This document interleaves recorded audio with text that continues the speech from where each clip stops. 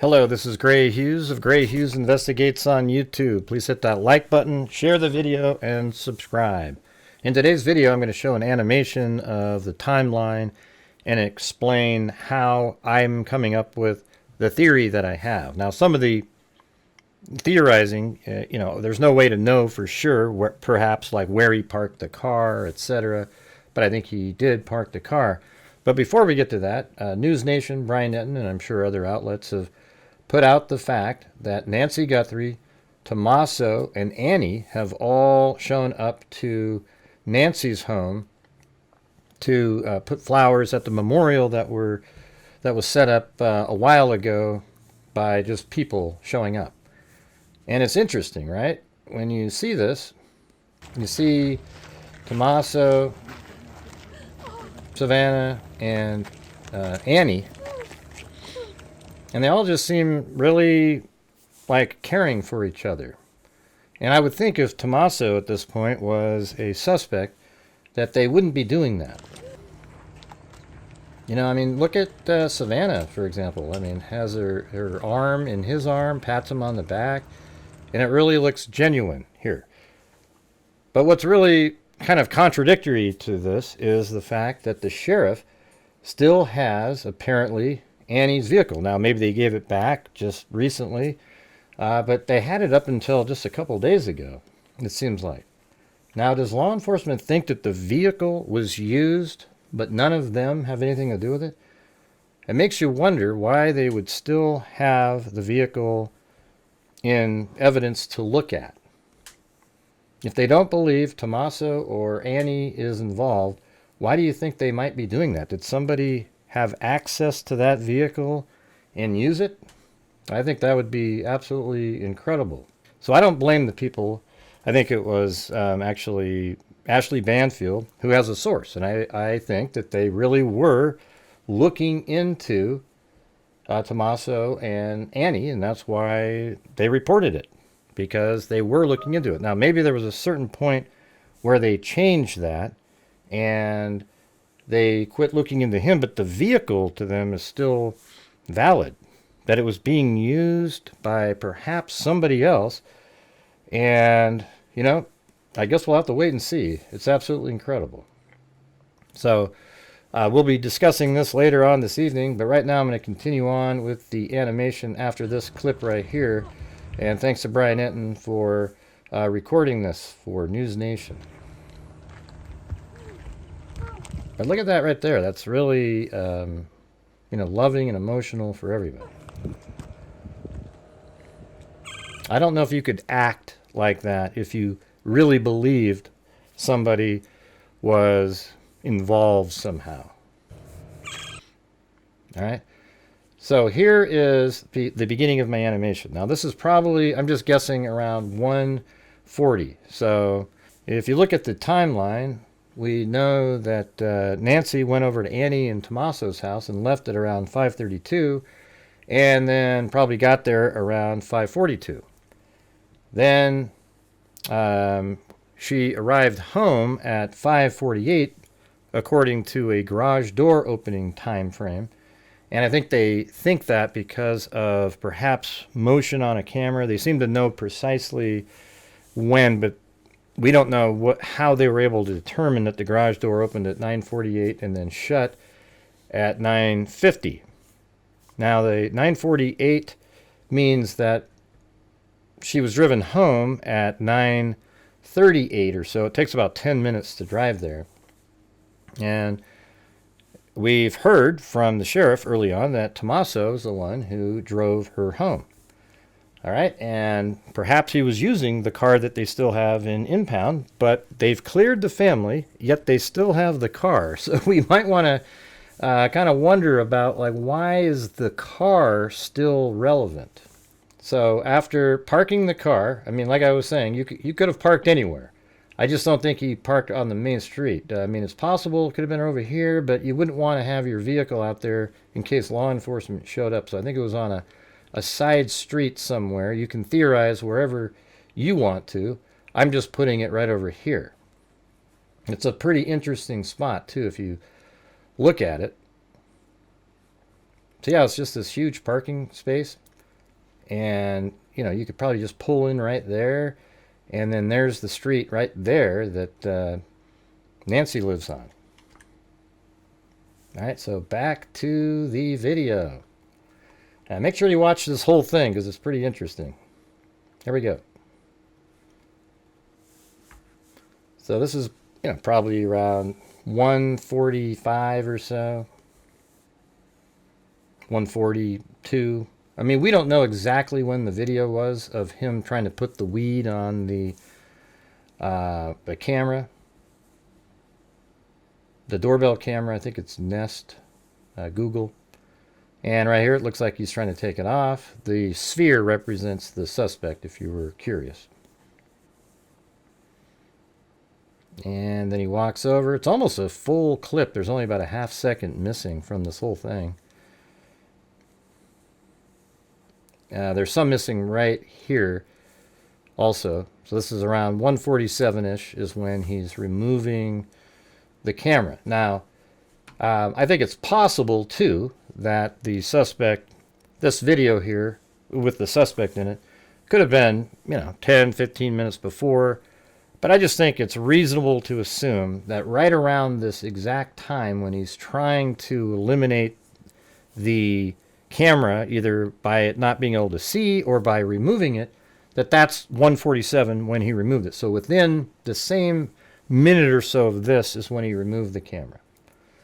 All right, so that's 1:47. And that's not a cell phone light over there. It's actually the plant.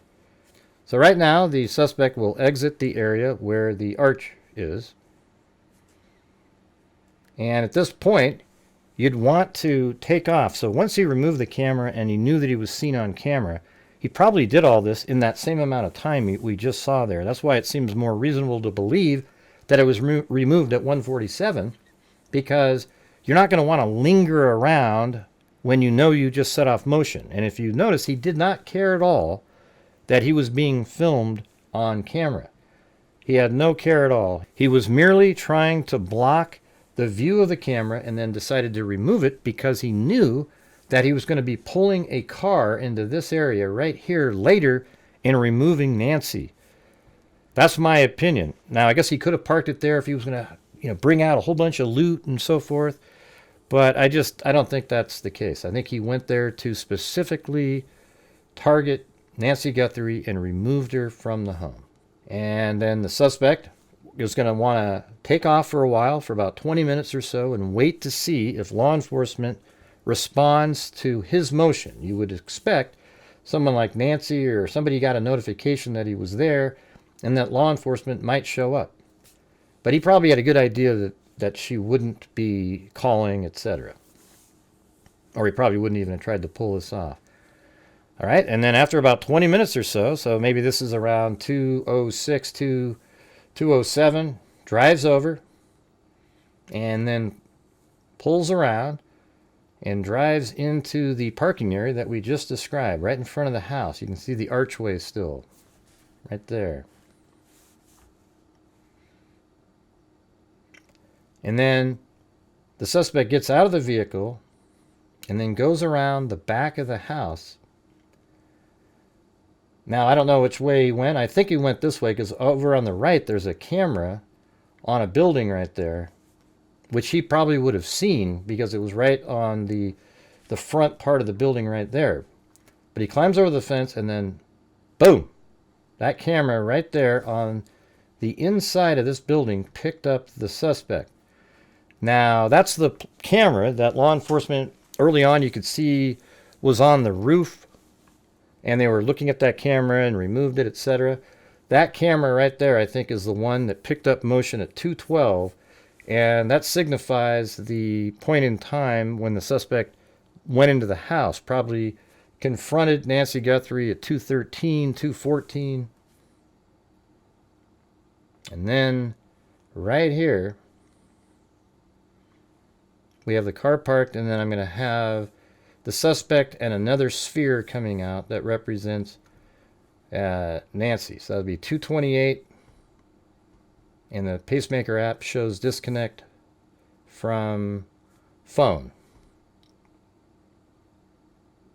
And then the suspect drives away with Nancy in the vehicle.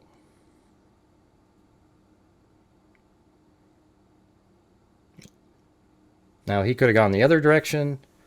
I don't know.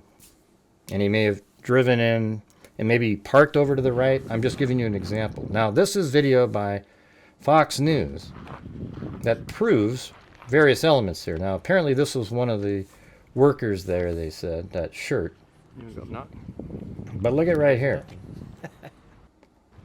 Pretty good. So see this right here? This is Nancy's blood.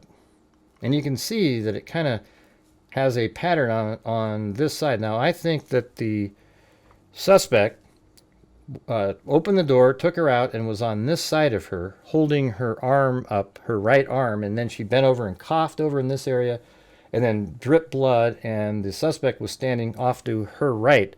And that's why there's no blood over here, and there's no footprints on it, because he wasn't standing on, walking right behind her. And then also, there's no footprints that you can see. There might be one little sample right here, but the rest of this, she doesn't step on it because she's walking, and the blood would hit the top of her foot as she's moving. So it would never be her standing on her own blood as she's being moved out to the vehicle. Now, I've shown in other videos that this place right here has blood spatter on it. That's the expirated blood. And if we go back just a little bit more, you can see that footage shows that that's the second tile in, and this is 2 feet out. Now, I've shown this many times on different live streams. But you can see there's blood spatter there, and it does not show up in the footage. You would see it on there, and there's a wider shot of it at some point, but right there you go. So this tile right there is the first one, and then the second tile's right there, and there would have been blood spatter on it, but there isn't. All right, let's take a look at another element of this that I wanted to show you guys. So this is Fox News again. And you can see there's an Amazon package there, so that was delivered after this incident. And you can see the blood makes it all the way to the final tile. So let's go back a little bit again. See that right there? The blood is right here even on this final tile. Now what's interesting, if you go to this video here, and then when he goes and collects out to go collect the plant, look how far Nancy would have had to have gone out to see. He's even bent over, almost like you would think Nancy might be dripping blood. So about right there, Nancy was all the way to this spot. So you picture somebody to this individual's right and pretend that he is Nancy, and that's how far Nancy's out. And then she did, in fact, get taken down that driveway. And we know that because on here, after we see this part right here, the cameraman pulls out and then goes down the driveway. And then as you can see right here, there's blood on the sort of gravelly looking sidewalk, even though it's not gravel. All right, it's right there. So there is blood all the way down there. But yes, as you can see, she would have made it all the way out to this portion, and so obviously then was taken down the path, and we see the blood there. All right, so I think this is really interesting and proves that she was actually abducted out of the house and moved down this sidewalk into a waiting vehicle. Okay, now let me show you why I think that the camera outside the back is the one that filmed the suspect at around 2:12. Listen. At 2:12 a.m., software detects a person on a camera, but there's no video available. They had no subscription, and therefore it would rewrite it. No, look at this guy right here. Look at his face. So it just kind of loops, right, and covers up. That's what our analysis teams have told us. We're not done with that. We'll do all we can, but that's what it says. So it detects a person on camera. Could that be an animal? I See that look right there? Oh boy. You just said, could it be an animal? So that lets anybody listening know that that's likely an outdoor camera, because why would there be an animal inside of Nancy's home? Imagine that's possible. We don't know that. Right. So because he said that, you would almost think it would be impossible for that to be an indoor camera, and that it was likely this camera right there. Believe it or not, Google Earth is so detailed that you can even see the little part right there where the camera pops out, and the solar panels right there that law enforcement is seen manipulating on camera. There's like a drone footage of them looking at that camera specifically. All right, you guys. Well, there's the theory. I think that the suspect parked somewhere just off of a side street over in this area, walked over to an area right over here, right in front of the house, and then goes into the archway. He may have walked over here first, and that's why you see him kind of coming in from the left. If we go back to the surveillance footage on right here, let's see how right when it starts, let's just go back and look at it really slowly. See that first step? He's coming from the left right there. See that? He's coming from the left. Look where his right foot is right there. Now notice it skips forward, but that's exactly the same video. That's why I was able to put them together. We're missing about whatever time it would take to swing the leg to there, maybe a half second. And then it continues forward. Now we're also missing a bunch of footage from the portion right after he picks that up. Probably missing 2 or 3 seconds as he walked over there. Maybe could be 10, don't know. But really soon after this is when he removed the camera. All right, well, I guess we'll be discussing this later, and what the Savannah, Guthrie, Tommaso, and Annie Guthrie all showing up today at the house, what that all means. Man, this case is absolutely nuts. I mean, if these literally have cleared everybody like that, then this could just be some random person. But again, why do they still have Annie's vehicle in evidence? That's crazy. So who else had access to that vehicle other than the Guthries themselves?